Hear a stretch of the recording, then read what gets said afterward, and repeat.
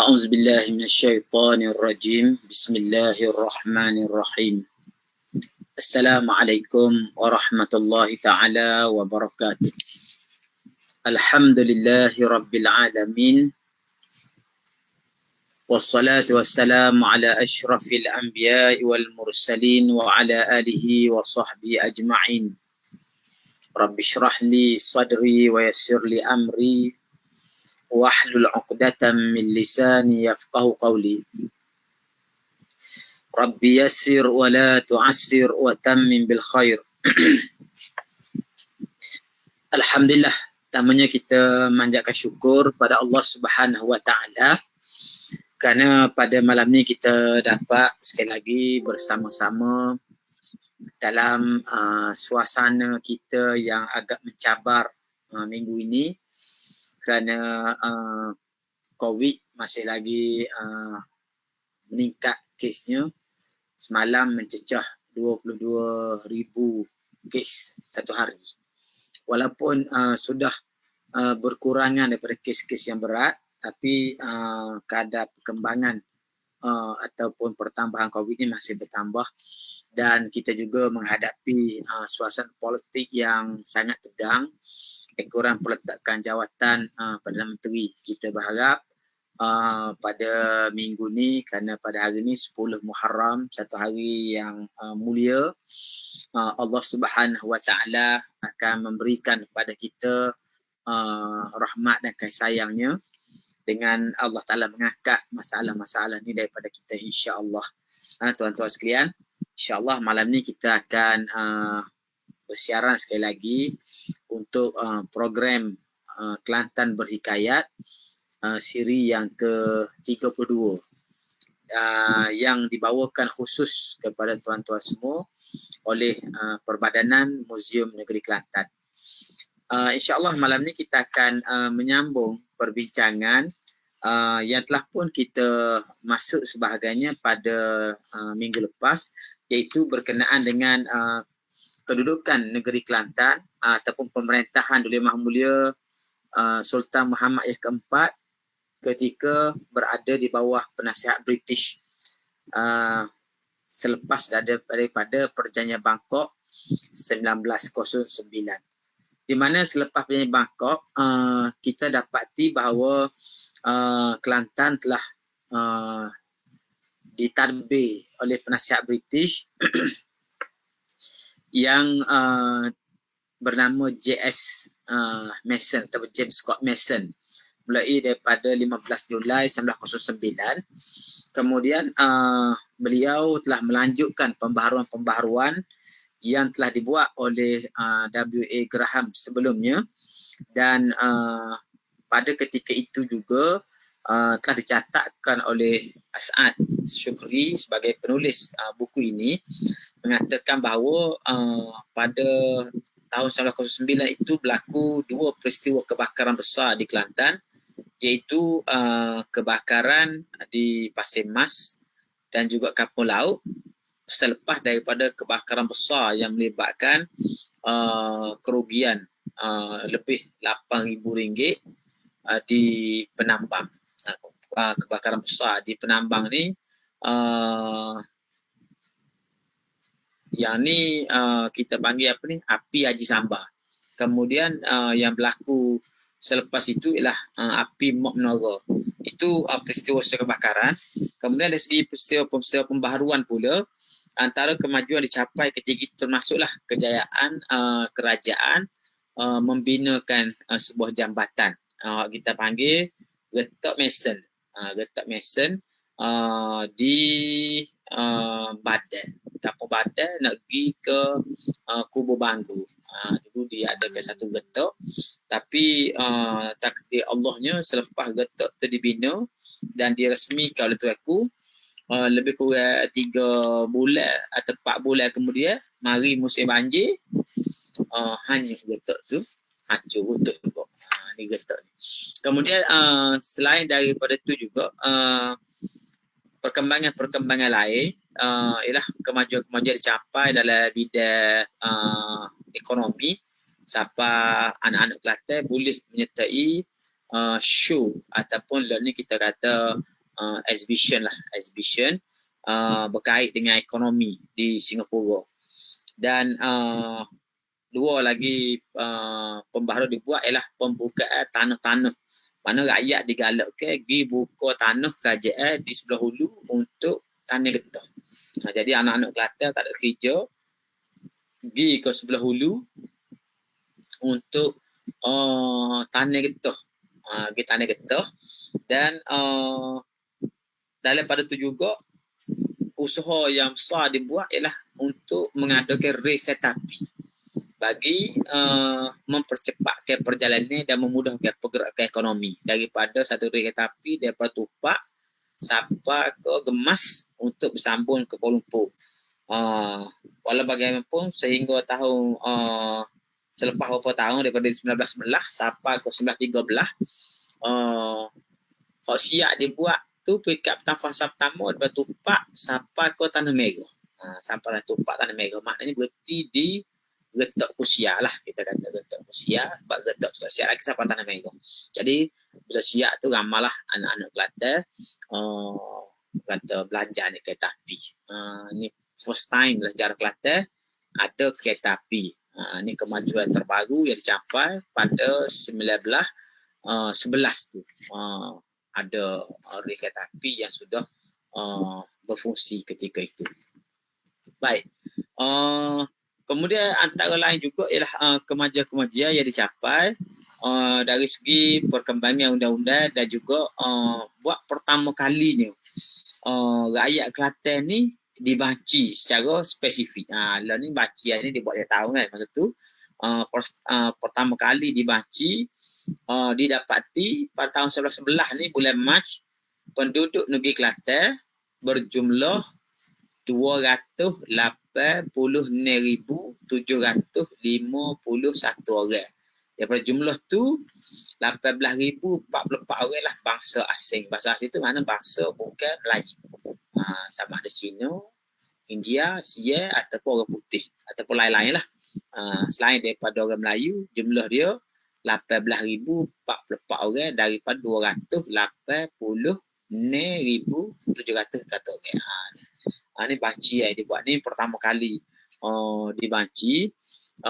Kemudian selepas daripada tu kita juga diberitahu bahawa J.S. Mason ni telah menamatkan khidmat dia di Kelantan, diganti pula oleh Tuan W. Langham Carter. Ni salah seorang daripada penasihat British sebelum 1915. Kemudian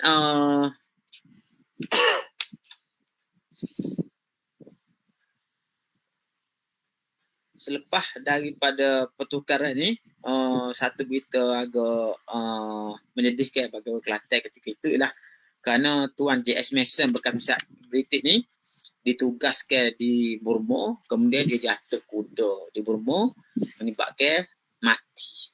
Mati. Kalau Inggeris ni mati. Ni cerita. Jadi orang Kelantan tu ada rasa sedih lah pasal J.S. Mason ni pernah berkhidmat di Kelantan satu masa dulu. Baik. Malam ni pula kita akan sambung kisah-kisah berikutnya bermula daripada tahun 1913. 1913 artinya kita ada sikit lagi nak habis kerana buku ni hanya menceritakan kisah-kisah perkembangan-perkembangan yang berlaku di Kelantan sehingga tahun 1920 sahaja. Jadi antara 13 ke 27 tahun ni antara peristiwa paling besar berlaku di Kelantan ialah Perang Dunia yang pertama dan juga kebangkitan Tok Janggut. InsyaAllah malam ni kita akan lihat peristiwa khususnya berkait dengan Tok Janggut ini insyaAllah. Baik. Kita sambung pembacaan kita pada yang kita berhenti pada minggu sudah. Oleh sebab Duli Yang Maha Mulia Sultan, seorang raja yang punya akal yang sempurna dan berhemat tinggi, yang tiada terbaca pun di fikiran raja-raja dahulu akan siasatnya. Dan ialah raja yang awal mendirikan tubuh kerajaan dengan berperaturan sempurna dan undang-undang yang adil. Kata dia ni lah raja yang pertama di kalangan raja Melayu. Kira dia ni cerdik sikit. Raja tu cerdik, jadi dia boleh buat kereta api, boleh macam-macam pembaharuan walaupun Kelantan ni tidak termasuk negeri tempat macam Patah Barat kan. Dan dia pula berjaya mengadakan undang-undang tubuh. Tubuh ni maknanya perlembagaan lah, kita kata perlembagaan undang-undang tubuh kerajaan. Kita Kelantan ni ada undang tubuh kerajaan, antara negeri yang terawal ada. Dan maka tidak dapat adalah sifat-sifat kepujian yang terzahir pada pengetahuan dulu yang maha mulia Baginda King dan kerajaan Great Britain. Pada masa ni maknanya Raja Kelantan lah yang paling ke depan sekali katanya. Maka di situlah tergerak hati Baginda King. King ni maknanya Raja Great Britain.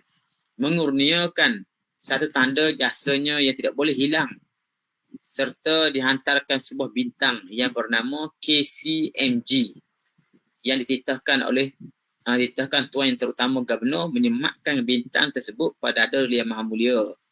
Maka pada tahun ini 2013 berangkatlah Tuan Yang Terutama, yakni Gubernur Negeri Selak ataupun Gubernur Persekutuan Melayu yang mengiringinya ke Kelantan.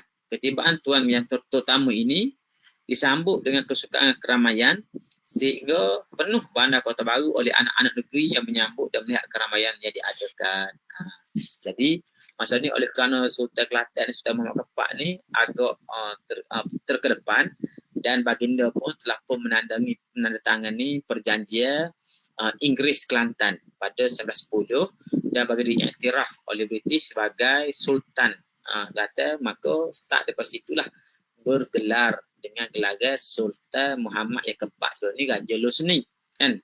Dan British telah anugerahkan ataupun Raja British King ni, King Edward ni telah menganugerahkan satu pingat yang dipanggil KCMG. KCMG ni stand for what? Saya pun tak pasti yang apa, tapi kata saya KCMG ni Knight Crown Medal of Great Britain. Kalau pingat kita ni lebih kurang darjah Seri Paduka Mahkota Kelantan. Seri Paduka Mahkota lah. Pingat kita Seri Paduka Mahkota Kelantan, SPMK. Pingat British tu dia panggil KCMG. Jadi pingat tu diberi kepada Tuanku Sultan Muhammad yang keempat oleh King daripada London kan.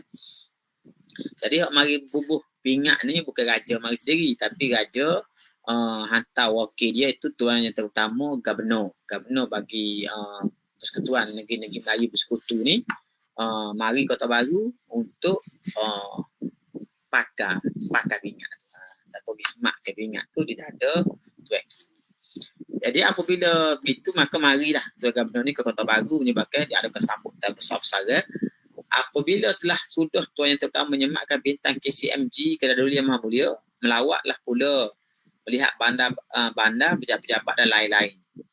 2 hari di Kelantan lalu belayarlah kembali. Mana Tuan Yang Terutama ni mari Kelantan 2 hari untuk pakar pingat ni kepada Tuanku, dan juga melawat Kota Baru, bandar dan juga tempat-tempat lah. Lepas tu dia pun balik semula ke Kuala Lumpur.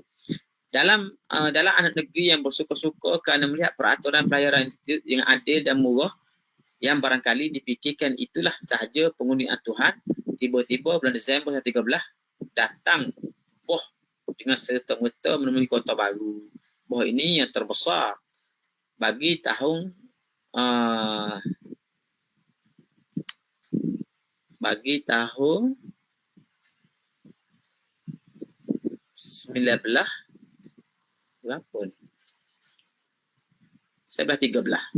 yang ditanda dan dimasyhurkan dengan nama gelaran Boh Urai.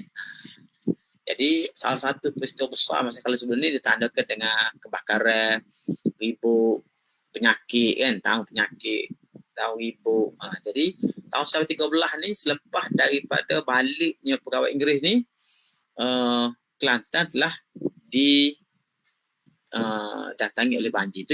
Banjir itu biasa sebenarnya, kerana kita di Kelantan ni tiap-tiap tahun banjir. Musim tengkujuh tu musim banjir. Orang tahu tak kau banjir. Cuma tahun 1913 ni banjir dia besar.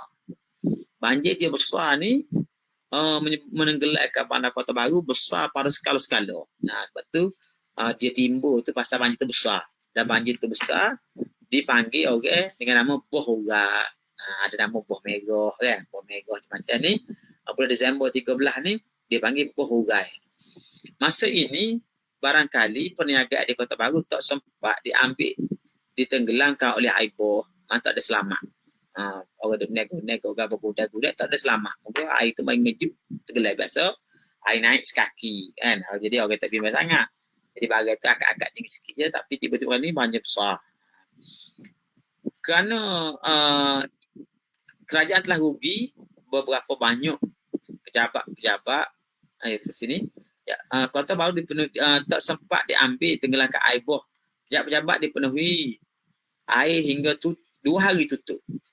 Kerajaan telah rugi banyak, getok-getok baru dah lama, jalan-jalan kereta api rosak. Akan tapi tidaklah merosakkan tanaman padi kerana bah itu cuma 2 hari saja. Begitu juga jiwa anak negeri. Dan dengan bah itu bersihlah rasanya jalan-jalan dari kampung-kampung dalam bandar Kota Baru. Jadi kita sehari dua ni isu banjir kan.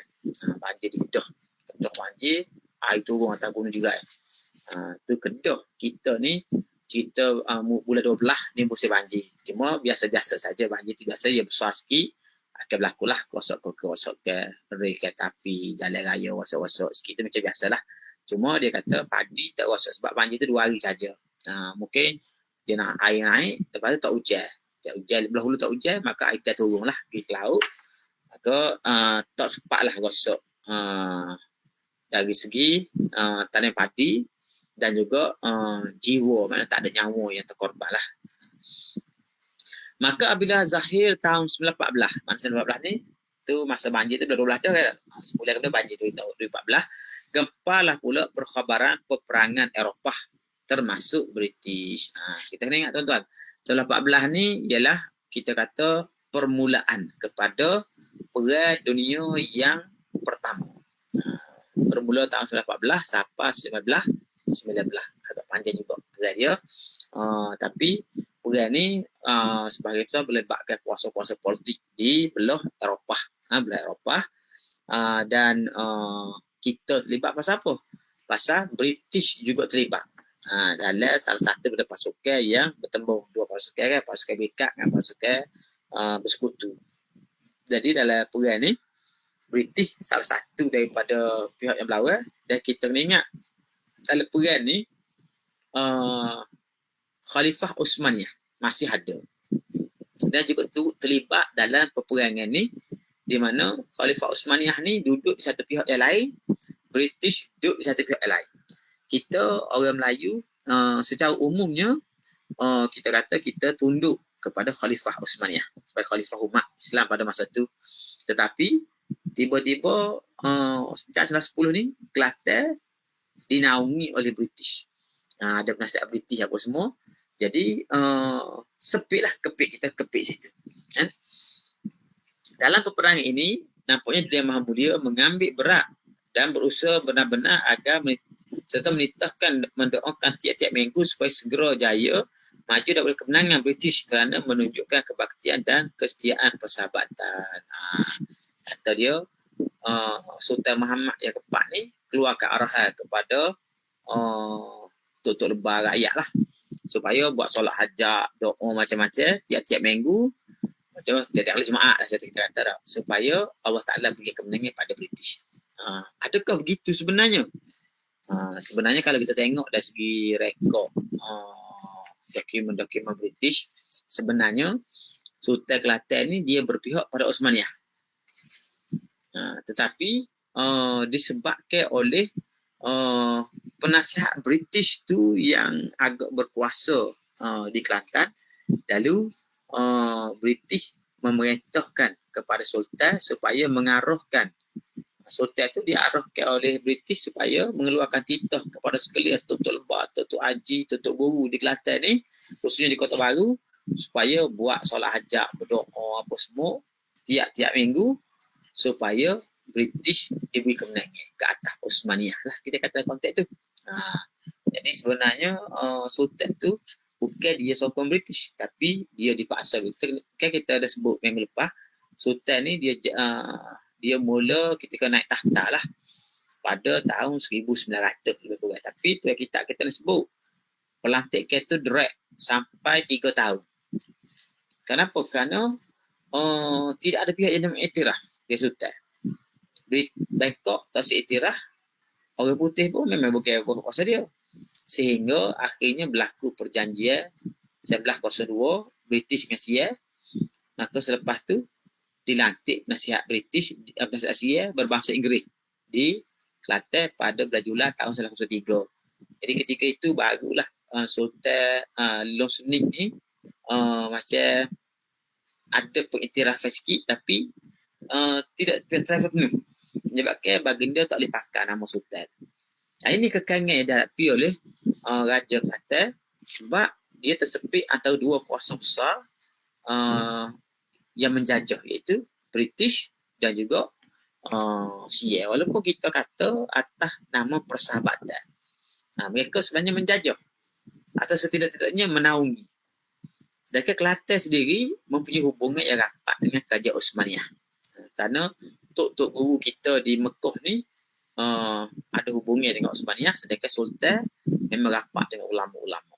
Itu dari sudut latar belakang dia lah.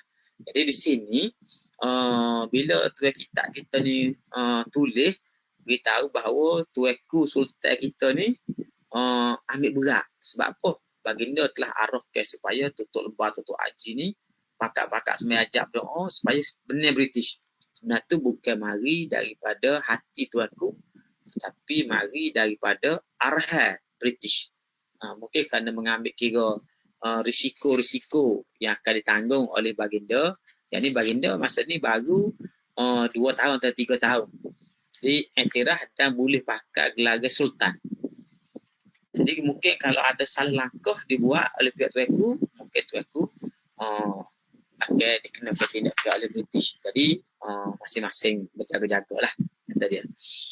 Peperangan besar ini pun memadai lah kerana semua barang dan pakaian mahal, sehingga pada masa ni kain pelekat di Kelantan 7 riyal, 7 ringgit selai. Perang ni Kelantan tak terlibat, tetapi Kelantan menanggung implikasi dia. Sebab apa? Menyebabkan barang-barang jadi mahal kerana pergerakan dari segi perkapalan lah, kita kata barang-barang ni payah nak gerak, dan perang tu menyebabkan kuasa-kuasa besar dunia. Jadi kebimbangan yang mari ni ialah tak ada putus bekalan dan sebagainya, menyebabkan berlaku inflasi yang sangat besar, menyebabkan kenaikan harga barang. Hari tu kita ingat lagi 10 tahun lepas. 10 tahun lepas maknanya selepas tahun 1880, 90, 1990, ni 10 tahun lepas. Hari tu berlaku 1888 banjir bukan banjir, ribu atau angin besar. Lepas tu mari pula penyakit yang membunuh, penyakit kuku mulut lah kita panggil kan. Masa tu maka barang makanan jadi tak ada, jadi payah, lembu kupang mampu, sehingga kerbau ni melambung naik harga. Sedangkan sebelum tu harga lembu seekor ni 5 riyal. Kan? Tiba-tiba tahun 1914 kain pelekat 7 riyal selai. Ni kita boleh bayar lah. Lah ni pun kita boleh beli kain pelekat cak mangga ke cak gajah duduk kan. 30 riyal, 45 riyal tu benih tu lah kan. Ni masa ni 7 riyal. Tu bayar kain pelekat selai 7 riyal. Berapa kadar kita kata inflasi dia. Sebab apa? Kerana kebimbangan peperangan ini tiba-tiba berlaku tiba-tiba pada tahun ini juga, yang menyebabkan berlaku kenaikan harga barang. Di tengah-tengah barang naik harga ni kerana bimbang pada perang, berlaku pula kemangkatan seorang daripada dulu yang maha mulia, anak atau puteri yang maha mulia, itu Tengku Embong. Selepas baginda ni beberapa lama gering, sakit lama, dia tengah sakit-sakit ni, masa barang tengah mahal tu mati, mangkat lah Tengku Embong. Tengku Embong ni mangkat. Jadi kita dapat faham bahawa bagaimana suasana perasaan Tuanku Sultan Muhammad Kepak ketika itu dalam keadaan stres menghadapi kemungkinan perang akan berlaku merebak kerana perang kita membuatkan British lawan Osmania kan. Kemudian kenaikan harga barang, tiba-tiba anak anda sakit mati pula masa ni. Jadi situlah kita kata gerhana lah keadaannya, ataupun kita kata duka cita lah kan. Duka cita ni bukan neraka tau, duka cita ni gerhana kan. Disebabkan oleh peristiwa-peristiwa khususnya kemakatan Tengku Embong, kerana Tengku Embong puteri yang disayangi oleh tuanku. Tengah-tengah kelang kabut itu kata dia bangkitlah pula rusuh kederhakaan Tok Janggut di Pasir Putih. Jadi kita bahas juga buku ni tulis pada 1930. 1930 lebih kurang 90 tahun lepas. Ya tak? Jadi pada masa ni Tok Janggut ni, peristiwa Tok Janggut baru berlaku 15 tahun. Dan persepsi umum yang dibina oleh British pada masa ni dan juga diakui oleh kerajaan ikut orang putih bahawa Tok Janggut ni penderhaka. Hari ni kita tahu Tok Janggut sebenarnya pejuang kan. Tapi anggapan pada masa ni penderhaka, maka disebut dalam kitab kita ni kata dia berbangkit pula rusuh kederhakaan Tok Janggut. Jadi konteks kederhakaan tu lah konteks 1930 ketika British berkuasa. Tempatnya di Pasir Putih. Terlebih dahulu daripada kita mendapatkan harta Tok Janggut, terhoklah kita beritahu yang kita pada masa ini masih dalam sekolah lagi. Maka tentu perkhabaran-perkhabaran yang akan diceritakan kita ambil daripada orang tua. Entah betul, entah tidak. Tidak berani menyanggupi kata penulis ni. Penulis ni lahir sekitar 1905. 1905 gitulah lebih kurang.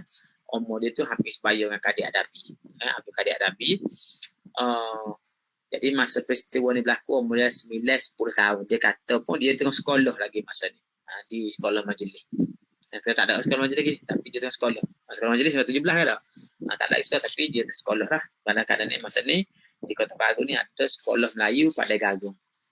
Dia ada sekolah lagi berlaku peristiwa ni. Jadi kerana dia budak, jadi kebanyakan maklumat-maklumat ni kata dia diambil daripada orang tua-tua dan dia tak pastilah cerita orang tua tu 100% ke ada tak betul ke, ada kemungkinan saja mungkin ada maklumat-maklumat tu di riwayat secara lisan tu mungkin ada tak betul kata dia. Sesiapa pun yang mengetahui apabila disebut Pasir Putih ialah sebuah jajahan lama yang dibuka akan tapi rakyat-rakyat di situ ada lagi yang berperasaan handal kebal sehingga enggan membayar hasil tanah.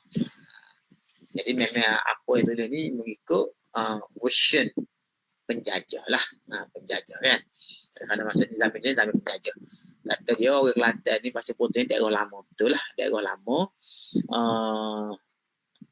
Dan orang Kelantan ni, orang Pasir Putih tu masih lagi berpahaman tradisional. Itu kita ni kira debe kau tak debe.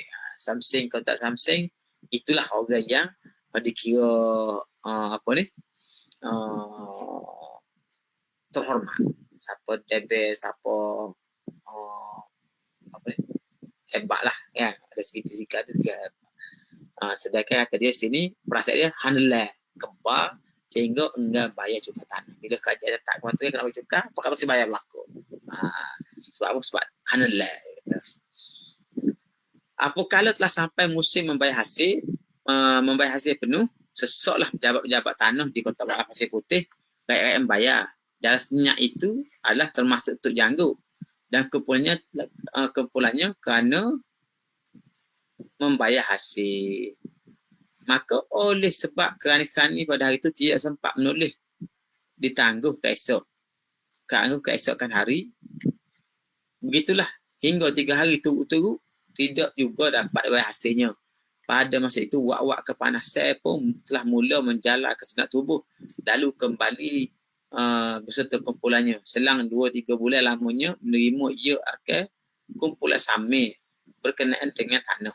Maka dengan demikian 29 hari bulan April tahun 1915, tiba-tiba Sarjan Cik Wan dan dua orang mata-mata pergi ke rumah di kampung negeri Pasir Putih bawa orang takak, orang menangkapnya. Kata dia, cerita janggut dia mula begini. Oleh kerana orang Pasir Putih ni ada lagi pasal hanelai, pasal gagah, pasal kembar ni, ada lagi macam zaman dulu. Maka tiba-tiba bila pegawai orang putih ni mari mengetah masyarakat British di Kelantan ni, maka dia pun ubah peraturan pentadbiran ni, termasuklah mewujudkan daerah-daerah tu jajahan, 4 jajahan. Ada jajahan Pasir Putih, jajahan Kota Baru, jajahan Pasir Mah, jajahan Mengkebang. Mengkebang tu ke hulu lah, daripada Macet sampai ke Sepadan Pahal tu, nama dia Mengkebang. 4 daerah. Jadi bila pentadbiran buat macam tu, daerah-daerah pentadbir tradisional, kita kata ada Datuk Panglima Lundan, Datuk Labok, Datuk Hulu Balai, Kadok dan sebagainya, termasuklah di Pasir Putih tu ialah Raja Jerai. Semuanya telah ditamatkan khidmat mereka oleh British sampai dia mati habislah, tak sambung kayak gitulah kan. Jadi orang Pasir Putih tu sakit hatilah buat je tu, ada pasal apa? Engku Raja Jerai tu, engku besar jeram tu turun pakak daripada engku besar jadi timbalai kuing. Timbalai kuing. Kuing tu Tok Gawa. Dia pada raja turun ke Tok Gawa, bukan Tok Gawa. Timbalai Tok Gawa. Jadi rendah lah. Jadi banyaklah tak puas hati. Di celah-celah tak puas hati tu tiba-tiba kerajaan buat peraturan kena bayar cukai hasil-hasil, cukai hasil lah. Tanah, tanaman, ternak ke, kena bayar. Maka dalam keadaan kena bayar tu lah, jadi orang Pasir Putih ni pergi batu, masuk orang tu janggut lah, pergi batu di jabat hasil, jabat tanah lah, nak bayar. Tapi 3 hari turut-turut pergi batu tak boleh bayar, pasal ramai tak orang. Timbul pula mari pasal lain, payah-payah tak usah bayar lah. Jadi pokok dia balik ke negeri ni. Kalau hari ni kita kata dari Persari ni masuk dalam kampung, pergi ke kampung raja tu, satu kampung tu kampung negeri tu, belakang kampung negeri tu Merebur, kampung Merebur. Jadi kampung Merebur, kampung kecil-kecil dalam tu kan ada situ Mukim Merebur nama dia kan. Mukim Merebur, apa nama ni, kampung kita ada kampung kecil-kecil ke belakang tu kan. Jadi di situ tu daripada Saring ke Kebun tu, kebanyakan orang terjanggut di situlah tempat terjanggutnya. Dan 2-3 bulan lepas daripada masa bayar cukai ni, oleh kerana geng dia semua tak bayar, bukan tak siap bayar, geng nak bayar, jabat tak ada yang layan, menyebabkan 2-3 hari tak boleh bayar. Dia pun makan ngaju tak usah bayar lah. Lalu kerajaan pun hantar Samir mari ke rumah terjanggut, dibawa oleh Sarjan Cik Wan, dan juga 2 orang mata-mata pergi cari terjanggut di negeri pasal nak suruh orang takak. Nak igat lah ni. Kesampaian sarjan itu terjanggut ada di rumahnya. Apabila bertemu dan bercakap lebih kurang serta beritahu kedatangannya, maka turunlah terjanggut ke tanah bersekali dengan sarjan. Demi saja sampai ke tanah, Sarjan Wan pun mengeluarkan gari kerana hendak dipasung ke tangan Tok Janggut. Tok Janggut ni dia pun okeylah, tak apalah, nak ingat kan. Dia pun turun daripada rumah sekali dengan Sarjan Wan, maknanya Tok Sarjan Wan pergi balai polis lah kan tak? Tiba-tiba Sarjan Wan ni pun waktu big gari sebab nak ikat tangan, nak pasung tangan. Walah kawan tu bukan lari pun, tak? Mungkin tu rugi. Kalau tak gari pun tak apa, tapi boleh nak gari. Berapa pun dia minta supaya jangan digarikan, tidak juga dihirau dan dipedulikan oleh saja dimaki nesta. Jadi dia ni merayu tak sedari lah Tok Janggut tu kan. Mungkin dia bukan lari pun, dia tu rugi. Tiba-tiba sarjan ni bukan saja dia tak heran, nak gari juga. Okey, siap nak caci maki lagi. Apa kalau Tok Janggut melihat keadaan demikian, tidak tersabar lagi, lalu telah berpura-pura diserah ke tangan kiri, dengan tangan kanan mencabut kerih jabut ke ditikat ke dalam Jawa, terus meneruh upoh lalu mati. Jadi Tok Janggut pun dah payah-payah ada tan kiri. Dia pun baru nak kata jangan ketika. Ketika dengan kuih mati. Kena dadah kena jatuh terus mati.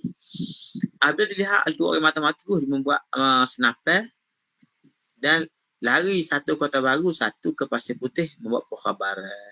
Jadi dua mata-mata itu tadi ni bertengok saja orang ni kena bunuh, cepurah lagi. Seorang pergi ke Pasir Putih, bala, seorang terus Kota Baru buat laporan.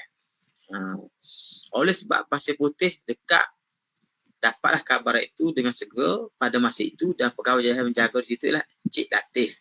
Hingga gempa. Cik Latif ni seorang yang berasal dari Singapura. Pegawai Inggeris daripada Singapura, nama dia Cik Latif. Jadi Pasir Putih pada masa ni. Jadi mata-mata hoki ke Pasir Putih ni dia sapa dululah pasal Pasir Putih tu dekat yang Kampung Saring. Kan kurang bala polis kalau bala polis ni pun dengan kampung negeri tu lebih kurang berapa kilo. 3 kilo gitu ya tu lah. 3 ke 4 kilo je tu. Sedangkan Kota Baru ada 40 kilo juga kan. Sampai dia royak lah ke DO, maka gagal lah Pasir Putih. Dengan ini berbangkitlah pakatan kederhakaan di kepala Engku Besar dan Tok Janggut pergi ke Pasir Putih merampah barang makanan di kedai, senapan dan juga lainnya dari di polis, di balai polis hingga sunyi senyap bandar Pasir Putih dan Cik Latif pun lepas lari dengan perahu membawa wang kerajaan. Pasir Putih pada masa itu teramatlah huru-hara hingga sampai bantuan Kota Baru jajah itu nyaris-nyaris ketinggalan. Sekejap ni peristiwa ni berlaku sekejap je 2-3 hari je. Jadi bila dah jadi gitu dah kecoh ni maka Engku Besar juga Engku Ahmad kan anak kepada Engku Seri Maharaja Tua Kuchi kan dia raja masa ni dia tak puas hati dah sebab perubahan pentadbir berlaku dia pakat dengan Tok Janggut untuk kita kata lawan orang putih lah. Sebutnya kederhakaan, pakatan kederhakaan. Di Pasir Putih rapah. Rapah, dia kat sini rapah barangnya makannya di kedai, senapai dan lainnya. Dan lain rapah habis. Bedi-bedi orang pasal putih rapah habis. Dalam setengah-setengah laporan, kita tengok laporan British, mengatakan Tok Janggut dan Engku Besar orang dia ni pergi tawar bandar Pasir Putih. Termasuk bala polis jabat tanah. Kalau kira sini dia tidak kata tahu mana, dia kira apa-apa lagi gitu ya. Kan? Lalu Cik Latif pun lari ni bawa duit kerajaan semua, lari naik perahu katanya. Ada seorang kata dia naik perahu pergi ke Semerok dan terus ke Kota Baru. Yang perahu tu lagi cepat. Kan? Ada seorang kata guna jaya darat pergi ke Kota Baru. Sehingga Pasir Putih ni jatuh ke tangan Janggut jadi huru-hara lah dia kata. Tatkala khabar Tok Janggut sampai ke Kota Baru, gemparlah pula dan penuh bersesoklah di Balai Besar dengan kabar-kabar menteri-menteri dan orang-orang besar dan ketua-ketua keamanan pada tiap-tiap sore itu cukup atas senjata berunding dan berkira. Kira-kira Kota Baru ni pembesar-besar tu mari ke Balai Besar bicara. DO ke apa ni menteri-menteri khabar-khabar pembesar-besar lah kita kata bicara lagu mana buat semua ni kan. Maka keputusannya banyak juga dihantar orang besar ke kampung negeri Pasir Putih. Akan tapi tiada juga berjumpa dengan Tok Janggut kerana lari bersembunyikan di dalam hutan. Jadi kata dia sultan atap besar-besar ni terus pergi ke kampung negeri jumpa bicara kata Janggut lagu mana buat ni. Tiba-tiba tak jumpa Tok Janggut ada seorang kata lari nusuk dalam hutan. Tok Janggut kata dia dengan yang demikian tiba-tiba sampai askar daripada Singapura dan negeri Melayu, negeri Persekutuan yang tidak dapat menerangkan dengan sahnya kedatangan askar itu adakah dengan kehendak Jemaah Mulia dan Majlis Masyarakat Negeri atau hendak nasihat sahaja. Kata dia marilah askar-askar ni daripada Singapura atau Askar Putih lah, mari Singapura. Askar Putih bawa askar Punjabi ni pergi ke Kuala Semerok. Dan juga kata dia negeri-negeri lain. Mungkin kedatangan orang putih ni kata dia sama ada Sultan Muhammad panggil ataupun memang orang putih hantar.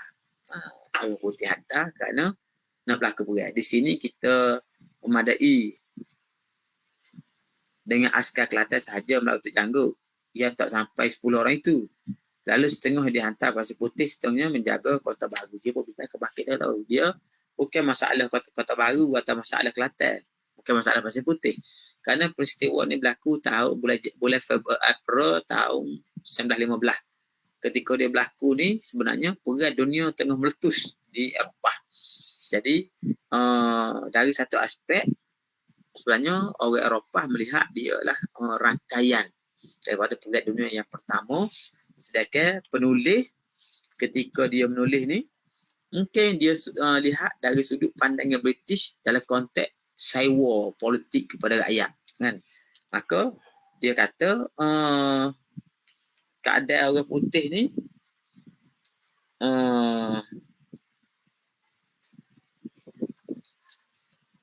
memadai dengan, sebenarnya kata dia memadai dengan askar Kelantan sahaja melakukan janggut. Kerana askar Kelantan 10 orang je. Apa guna mari askar daripada Singapura, dia siap kapal, siap dengan senjata semua. Sebenarnya kerana itu pun orang Kelantan besar masalah ni. Tak perlu campur tangan, putih boleh bincang, boleh runding. Ataupun kalau nak gaduh juga pun, maknanya padan dengan askar-askar Kelantan je. Bandar Kota Baru pada masa itu, pada malam hari ditegah berjalan. Jika tidak membawa lampu, maka bolehlah dikatakan sunyi. Sebenarnya arahan yang diberikan oleh British kepada Sultan ialah untuk mendaruratkan Bandar Kota Baru dengan wasimah. Bukan sebab COVID ni darurat ni. Ini disebabkan oleh keadaan perang dunia yang kedua. Yang pertama di mana British ambil strategi untuk menghalang pengaliran maklumat-maklumat ke Kelantan kerana lubat maklumat Kelantan ni Pasir Mas dan Kota Baru. Jadi diisytiharkan Pasir Mas Kota Baru ni belum malam tak boleh jalan. Tak jalan bawa lampu. Kan tak? Terhak lah, pegawai terhak ini kita panggil kan tak? Dan kenapa? Kerana bimbang takut ada ejen-ejen politik yang boleh menciptakan perang juga. Jadi Bandar Kota Baru pada masa ni sunyi. Pada malam hari sunyi, ditegah berjalan dan tidak membawa lampu.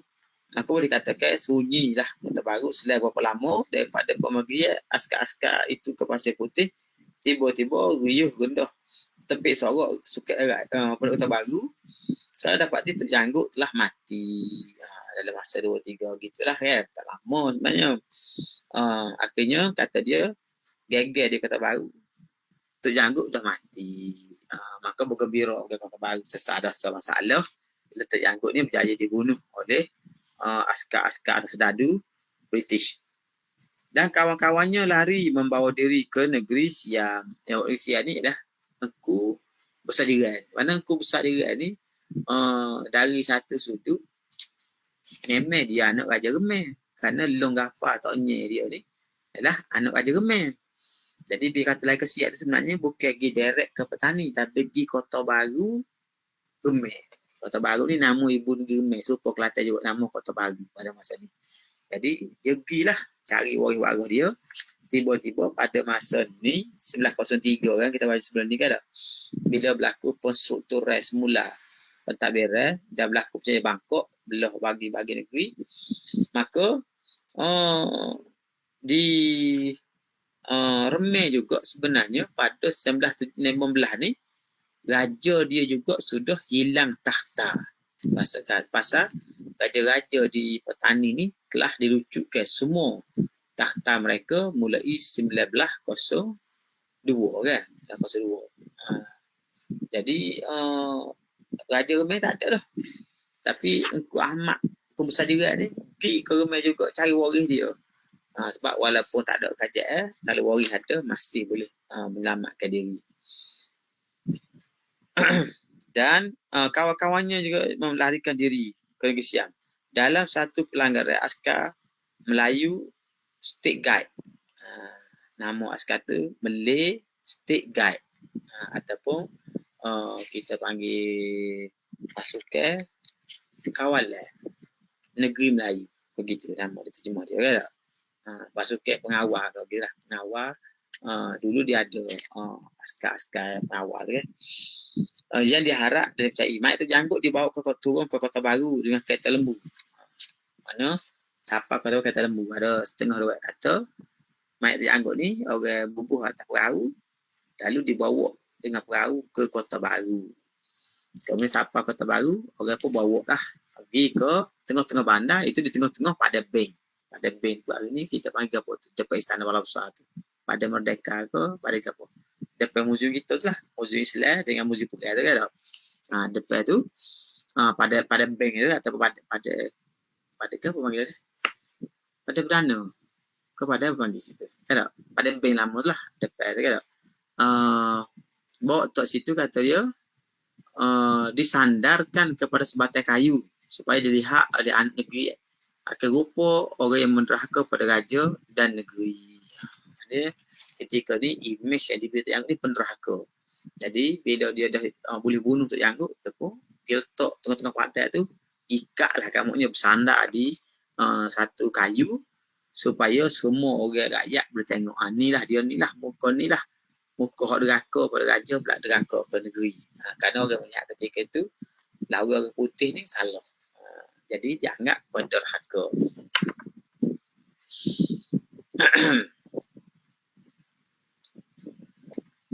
Kemudian daripada itu dengan titah Duli Yang Maha Mulia supaya disediakan tempat pergantungan mayat di Pasir Pekan. Apa kala telah sedia, hendak Duli Yang Mulia itu dibawa digantungkan secara sosial, yakni kepala ke bawah, kaki ke atas selama 3 hari 3 malam. Selepas daripada itu barulah ditanam. Sejak itu tiada lah apa urusan kedengar lagi hingga bercakap-cakap berkaitan dengan nak bercakap pada Tok Janggut pun tak berani.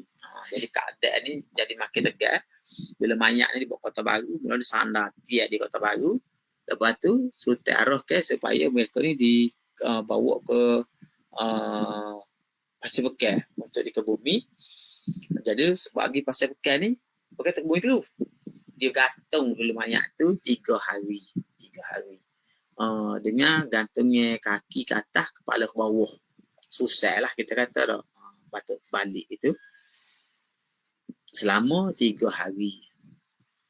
Selepas tu baru tanam. Semenjak ini tidak ada rusuhan yang berlaku lagi hingga bercakap-cakap Tok Janggut pun tak berani. Orang Tok Janggut tak berani. Pasal apa? Pasal tindakan British tu terlalu keras. Kalau Tok Janggut tu mati tu perang. Digantung banyak, dia tak tanam selalu banyak hari juga. Lepas pula sebenarnya rumah-rumah pengikut Tok Janggut di Pasir Putih dibakar oleh British. Dan dikhabarkan tadi dibakar tu istana Engku Besar. Pasal kira Engku Besar terlibat dalam perang ni kan tak? Bakar juga istana dia. Istana balak apa ni, istana Bakriat, istana juga tu dibakar juga oleh orang putih. Jadi bila bakar istana, bakar rumah siapa-siapa yang ketahui orang Tok Janggut, ikut Janggut, rumah dia kena bakar. Maka kita kata trauma lah. Trauma sehingga dalam masa beberapa tahun itu orang nak kecek tak berani pasal Tok Janggut. Lebih-lebih kalau mengaku dia orang Tok Janggut. Tak boleh.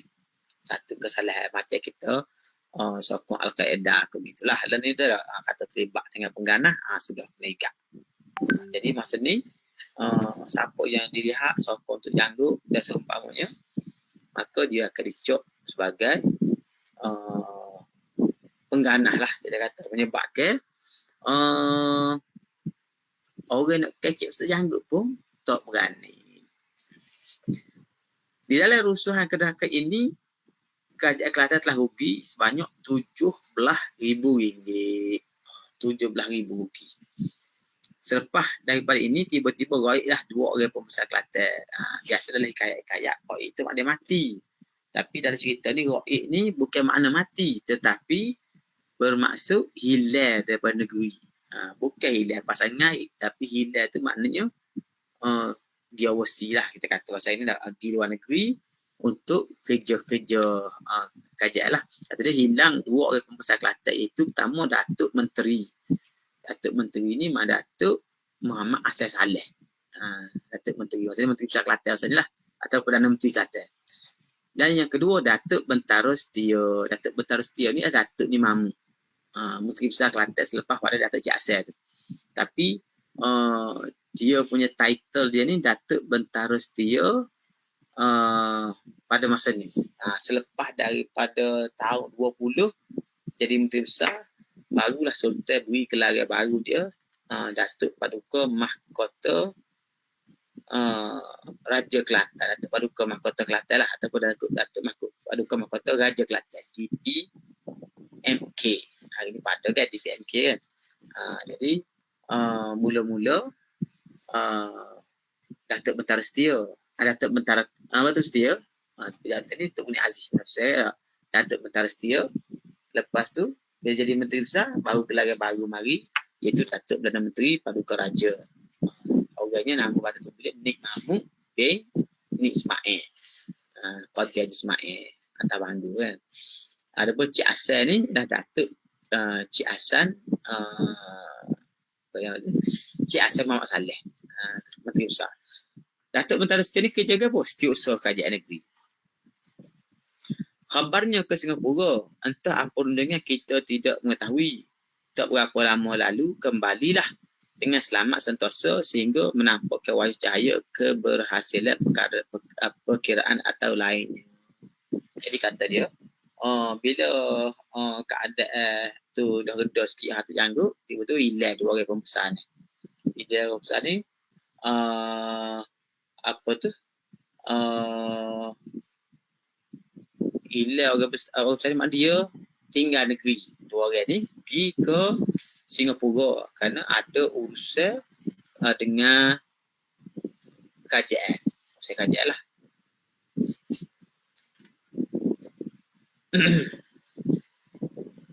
Kemudian daripada itu kembali ia tidak berapa lama mendapat pangkat gelar Datuk Seri Paduka Raja. Mana Paduka Raja ni Datuk ni Mahmud tadi lah dapat pangkat Datuk Paduka Raja. Saudara jasa besar yang tidak, jika tidak percayalah dikurniakan oleh Tuhan. Kita bermohon mudah-mudahan dilanjutkan umur dan ditinggikan derajat daripada orang yang berjasa pada raja, ummah dan watannya, supaya dapat mencanai lebih banyak benih. Jadi Datuk Bentara Setia ni Setiausaha Kerajaan Negeri pada masa ni. Dia pun selepas perang sesar semua ni, dia pun pergi Singapura, urusan yang tak diketahui oleh penulis ni, tapi yang dia tahu 2 datuk ni pergi ke Singapura. Balik daripada Singapura, raja beri pingat baru, gelar baru pada dia, Datuk Seri Paduka Raja. Tu gelar baru. Terpakai ada Datuk Bentara Setia ni, tukar Datuk Paduka Raja. Peristiwa ni berlaku lebih kurang ujung tahun 1915. Lepas pada tu 1920, baru jabatan baru pun, gelar baru pula, Datuk Perdana Menteri Paduka Raja. Itu gelar dia. Jadi tuan-tuan semua, pada malam ni kita telah lihat beberapa peristiwa penting yang berlaku di Kelantan untuk tempoh beberapa tahun daripada 1913 sampai 1915, iaitu khususnya peristiwa besar tu ialah peristiwa Tok Jangguk tu sendiri sebagai peristiwa terbesar berlaku di Kelantan. Ada pun peristiwa-peristiwa lain termasuklah kemakatan Tekumbung, anak dia kepada Sultan Muhammad Kepak, dan juga peristiwa Perang Dunia Kedua, Perang Pertama, yang telah menyebabkan berlaku inflasi yang agak tinggi di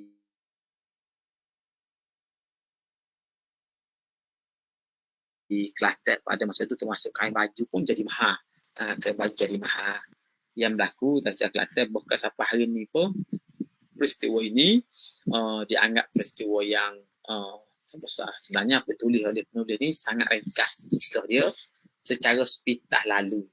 Kalau kita detailkan kisah ni, memang banyak perkara-perkara yang tak disebut di sini dah, kan. dan mudah-mudahan kita dapat mengambil pelajaran-pelajaran daripada beberapa peristiwa yang berlaku, khususnya melibatkan hal negeri. Bencana situ ada berapa? Yang pertama banjir urat, yang kedua inflasi, yang ketiga perang dunia, yang keempat perang terjangkut, yang kelima apa nama ni, kemangkatan terkumbung. Ada 5 perkara besar. Kira peristiwa-peristiwa yang agak kita kata buruk lah berlaku di Kelantan dalam masa 3-4 tahun itu. Ada pun peristiwa-peristiwa yang agak positif ialah antaranya Sultan dianugerahkan peringkat KCMG. Kemudian apa ni, kejayaan, nak kita kata kejayaan lah bagi pembesar-pembesar raja berunding dan menyelesaikan masalah Tok Janggut ni,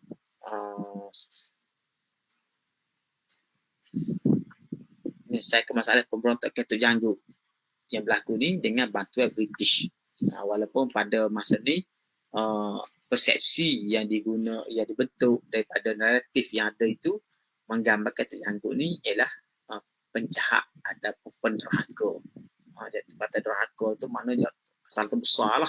Derhaka pada raja, derhaka pada negeri. Kalau ikut ukuran boleh bunuh lah. Benar tak? Walaupun kemudian daripada itu dibina satu anggapan baru, iaitu sebenarnya Tok Janggut tu bukan penderhaka, tapi dia adalah pejuang. Dia adalah pejuang yang telah mengorbankan diri dia untuk menentang penjajah yang menguasai negeri Kelantan pada masa itu. Jadi kita insya-Allah kita akan berhenti setakat ni dulu malam ni tuan-tuan semua.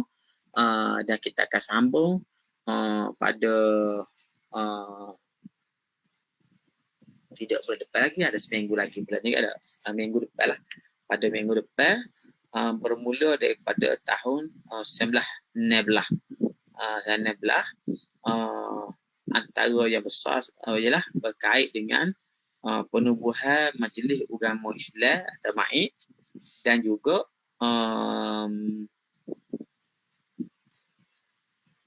gelaran Darul Naim yang dipakai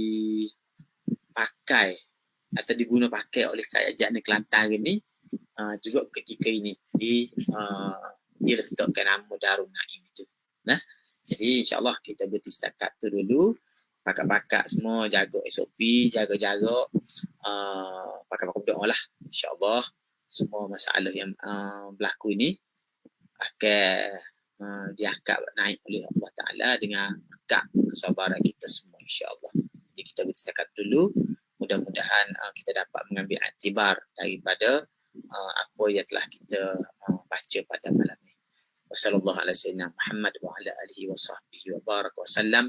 Walhamdulillahi rabbil alamin. Wassalamualaikum warahmatullahi wabarakatuh.